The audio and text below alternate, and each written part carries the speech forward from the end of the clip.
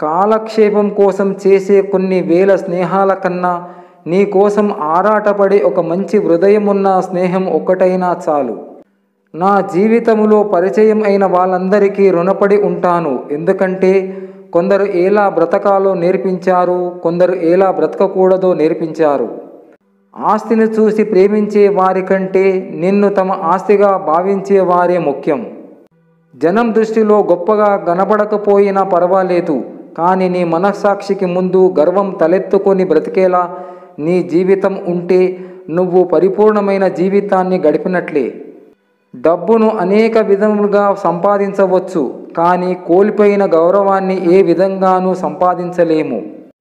100 గోవుల మంద ఒకే చోట ఉన్న దూడ ఖచ్చితంగా తన తల్లిని వెతుక్కుంటూ తన దగ్గరికి ఎలా చేరుతుందో, మంచి చెడు, పాపం పుణ్యం మోసం మనం చేసే కర్మ ఫలాలు కూడా అలాగే మనల్ని వెతుక్కుంటూ వచ్చేస్తాయి మిత్రమా. ఆ పైవాడు ఎవరిని ఊరికే దూరం చెయ్యడు. అలా దూరం చేశాడు అంటే వాళ్ళ వల్ల బాధపడింది చాలు, ఇప్పటికైనా సంతోషంగా ఉండు అని దూరం చేస్తాడు. ఒకరిపై మనం ఎంత అభిమానం, గౌరవం, ప్రేమ, మర్యాదలు పెంచుకుంటామో అంతకు రెండింతలు వాళ్ళ దృష్టిలో మనం చులకన అయిపోతాం. కాలం ఎప్పుడు మనిషిని మోసం చెయ్యదు, మనిషే మనిషిని మోసం చేస్తాడు, మోసపోతాడు. ప్రేమలో పడటం సులువు, లేవడమే బతుకంత బరువు. నమ్మకాన్ని అమ్మకానికి పెడితే ఎంతకు పోతుందో తెలియదు, కానీ నమ్మకాన్ని పోగొట్టుకుంటే మాత్రం తిరిగి పొందడానికి ఒక జీవితకాలం సరిపోదు. నీ దురదృష్టానికి ఎప్పుడూ ఇతరులను నిందించకు. వారు చదరంగములో కేవలం పావులు మాత్రమే. జనం మనల్ని ఎంత సులభంగా పొగుడుతారో అంతే సులభంగా నిందిస్తారు. కాబట్టి నింద పొగడ్తలను పట్టించుకోకుండా శాంతంగా జీవించాలి.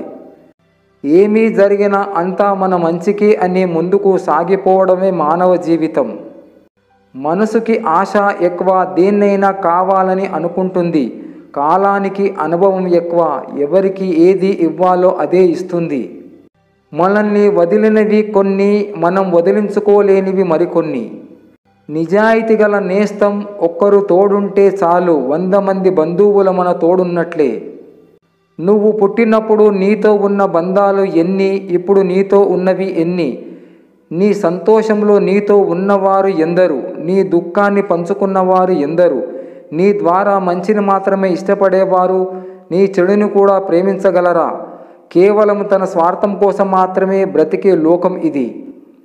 పరిస్థితులను బట్టి వదులుకోవటం అలవాటు చేసుకోవాలి.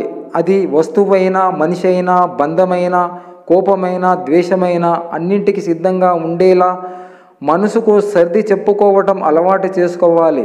లేదంటే జీవితాన్ని ముందుకు లాక్కురావడం చాలా కష్టం మిత్రమా.